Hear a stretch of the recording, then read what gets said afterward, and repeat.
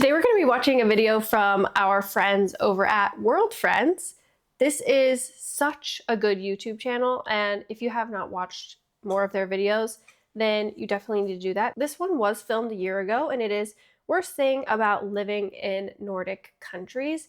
Read rude comments. Okay, so it's Sweden, Finland, Norway, Denmark, and Iceland. Let's see if we relate. Let's see if we recognize any of these. Maybe some of these are some bad reasons about living in these countries. We'll see. For a little bit of background information, I am an American and I've been living in Norway for 5 years now, and I love learning about it. I love talking about it. Obviously, it's what my channel is about. Let's just dive in. I'm jealous. I'm gonna be really honest. In America, we are really not taught about the rest of the world. I actually didn't ever take a geography class. Wow, ever. So Whoa, okay. I don't really like this stereotype, I guess, because I mean, it is true. Americans don't know a lot about the rest of the world. Our geography is very, US centered, which it's like, of course it would be. We are the US, and when you're learning about history, you're going to be learning about it from the point of view of the US. However, we do take geography classes. I have taken many a geography class in my life. I don't know why Americans are so bad at it. I feel like if you go to a good school, if you're lucky enough in the US to go to a good school, you do get a lot of geography and history background. So the stereotype is kind of meh. It just depends. that shows you about how much I already know. It's not that much, but I do know it sounds like all of your countries sound like a wonderful place to live. I really don't know specific details, but I'm really excited to learn about it today. Okay, I'm scared. Oh my god! I have Swedish friends and they never serve food to guests. Yes, I've heard this too. I've heard that you go to your friend's house and your friends will have food and dinner downstairs, and then you have to go upstairs and sit because you're not allowed to eat dinner there or something like that, which is crazy. That's unheard of in US culture. I can't imagine going to someone's house, or one of my friends coming over to my house in the US. My mom would have been like, do you want something to drink? I'll make you guys a snack. She would automatically be like, are you staying for dinner? We'll set you a place at the table. So it's mind-boggling to me that this could even happen in someone's home. I'm so tired of this. Yeah. So the comment is, I have Swedish friends and they never serve food to guests. It happens. I will admit it does happen, but I think the people who do that are bad people. Okay. And for example, my family doesn't do that. Most people I they don't do that. And so for me, I just think that the people who did that to me when I was a child as well, I also thought that was really rude. And usually it was the parents were a bit weird, I think. I was gonna ask, do you know if there's any reason why you wouldn't serve food to a guest? For me, when it happened, those times where I didn't think about it was mainly because I would go home and eat with my family instead. Oh, so yeah. They're thinking, oh, you should eat with your family, because if you eat with another one, that I'm rude to my parents a little bit, maybe. Okay, that makes sense. But also... No, that doesn't make any sense. That makes absolutely zero sense to me. I've had that explanation given to me before too, and that makes absolutely zero sense to me. If my daughter goes to someone's house and they feed her dinner, one, we're probably eating dinner at very similar times. So I can only imagine that if she's over there at that house and it's 5, 6, she's going to be eating dinner there. And when she comes home, I'm not going to be offended that she ate dinner at someone else's house. I think that, I don't think that's a good excuse. Sorry. I think if you get offended by that or upset about that, then you need to look inwards, because that's weird.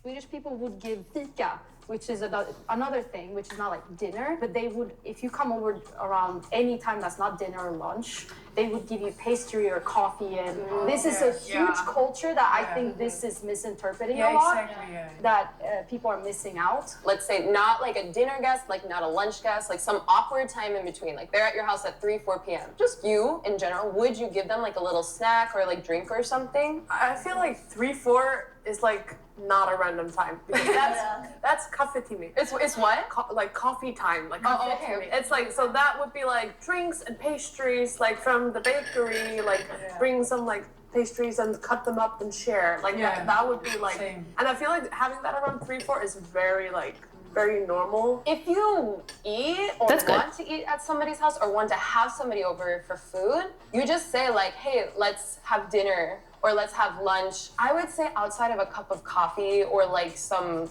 water, basic like drink, like cola or something like that. At least when I was growing up, we didn't really give food to guests. Like it wasn't like a thing you would feel like you had to do. I feel like we always... Seriously? That's so weird. Maybe it's a Southern thing.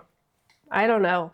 Because it was very much a thing in our house where if someone came over, you automatically said, do you want something to drink?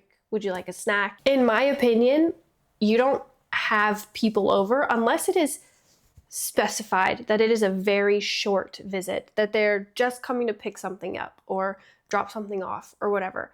If they're coming to your house, you are going to offer them a drink or some food or whatever, or already have it ready. Better yet, already have a little cheese plate ready or something. Like crazy to me that you would not offer someone food when they come into your home. Always offer coffee. If you come over to our house, we Coffee, always, yeah. do you want a cup of coffee? And we would always, at least in our house, we would always have like this, like some pastry just for guests, just for like uninvited, not planned guests. Like if I wanted to eat something from that, my mom would be like, absolutely not, that's for guests. What guests? If someone comes over. Have you ever heard about this stereotype, I guess, before? But it's kind of the same in Denmark, I think. So yeah. I've never heard of it. I never heard about it. Not specifically about Sweden. I think it has also to do with parents being very much aware about what the children eat. And you know, some parents, especially in Scandinavia, they're really much aware of, do they just want to be vegetarians or do they want to like... I think it has to do with something like this also. Was it like portion sizes? Because I know some people with dinner, they'd be like, oh, we portionated it for 4 people, so we can't fit another. But then sometimes I'm thinking, well, if they're over, you can reportion it. Yeah, you reportion it. You take a little bit less as a parent. You can have a snack at 10 p.m. after the kids are gone and in bed. Like you can survive with a little bit less, so that your kid's friend can eat. It really depends on the person that is the answer, but exactly. most people do not do that. And if my grandma knew, she would get so mad. I feel like that whole comment about like Swedish people not giving food to the guests was really blown out of proportion. And it was not just us, to be honest. The comment says, there are only trees in Finland. Have you guys heard about this? I haven't heard about this. True.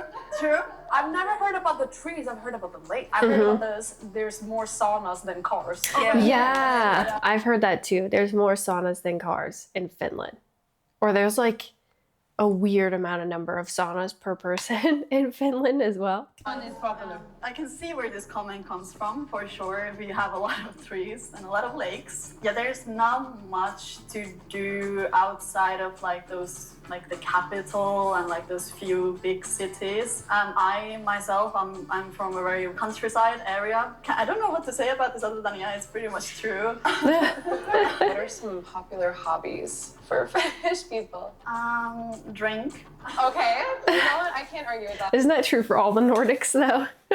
All the Nordics love to drink. There's sauna. Obviously, just hang out with friends and what teenagers usually do. Because most of the people have cars when they turn 18, or they get a car or buy a car because of that. We don't have the same type of like public transportation, like subways and stuff like that, which is very long distances. I mean, we have buses, but for example, if I wanted to go to a school by a bus and I missed the bus, the next one came in like 40 minutes. It's really similar to America. Yeah, that's very similar. I feel like because of the weather and it's so dark and there's not that much to do, it is quite depressive. So that's why also we drink a lot of alcohol. I literally feel like you could be talking about Iceland. I feel like you could be talking about Sweden too. You can talk about any of them. Okay, so the next comment says, I'm Norwegian and I cannot trust the weather forecast. True. Have you heard this one Yeah, before? I heard this one. Yeah, in Iceland we say the same. Honestly, It's true. You can't. Mostly in the summer, though. I feel like the summer is really bad when it comes to it because it'll be, you have sunshine and then it'll end up raining, or it'll say that it's forecasted rain and then you'll have sun or whatever. It's just different all the time. But I only notice it the most in the summer. yeah, I think you can't trust weather forecast at all, anywhere. But I will not say true at all, because in Norway, usually Really? the weather forecast is quite on point. But the only thing, maybe the only region this like applies to, maybe Bergen. Oh, Bergen. Because in Bergen, like it's between mountains and near the like sea ocean side. So I will say there are a lot of rain there. So it's kind of hard to predict, like, is it gonna be sunny? It's gonna be rain, and it can rain many times throughout the day, and then suddenly be sunny. So our weather forecast is quite on point. Probably I don't a agree. person who lives like higher up north, where it rains a lot. I feel like because like as you get higher up in Norway, you get like the same like degree as Iceland, and we literally like in like our tourist shops, there's like merch that has like, just wait 5 minutes, you'll get the weather you want. Like different merch, because it changes every 5 minutes. Like that's a joke we have. This comment says, Danes love to complain about their own country's weather, which is usually grey, rainy and cold. Yeah, I think it's true in a way that Danish people love to talk about the weather together. Have you ever heard? All of the Nordic countries love to talk about weather because it's such a big part of your life. Like the weather here is so drastic, I feel like. So it's just a huge part of life here. So I think all of them love to talk about weather. This comment? I think this when I'm in Denmark. I have not heard this. I've heard the short version. Danes love to complain. Yeah. It's true. Well, complaining is very therapeutic. It's a very cute way of complaining, I think. They like, if they don't know the person next to you and they wait for the train, which is always delayed, they will be like, the train is always delayed. Yes, it's because of the weather. Yes. It's rainy and grey. Yeah. Like a conversation starter. Yeah, that's funny. It's not really warm in the summer and it's not really cold in the winter. It's just rainy and grey. Perpetual gray. It can be nice in the summer, I think. Like it can be sunny, but I think most of the days are grey, rainy, and cold. And windy is it's a very flat country. Yeah, you have the wind power. Yeah. I think I've never been to Denmark when there was good weather. No, I'm so sorry. No, when I went to Copenhagen at the beginning of this year, and yeah, it wasn't good weather. It was gray and rainy and cold. I mean, it wasn't like cold, but it was rainy and gray for sure. But you know, I love Denmark, but it was always so windy and kind of the tiny rain. The drizzle, yeah. Oh, it's so annoying. Mm-hmm. Oh my god.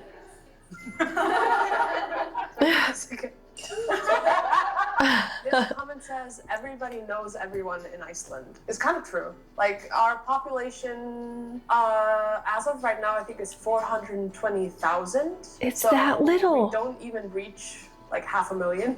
And out of those 420,000, I think it's about between 10 and 15% that are immigrants. So like there's a very small population, so it's very easy for everybody to know everyone. And even That's like crazy.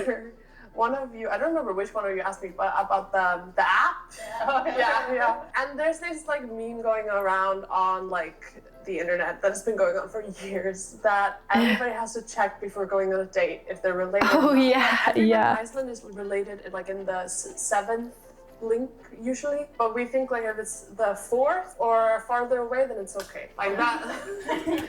That's a crazy concept that you have to like check to see if you're.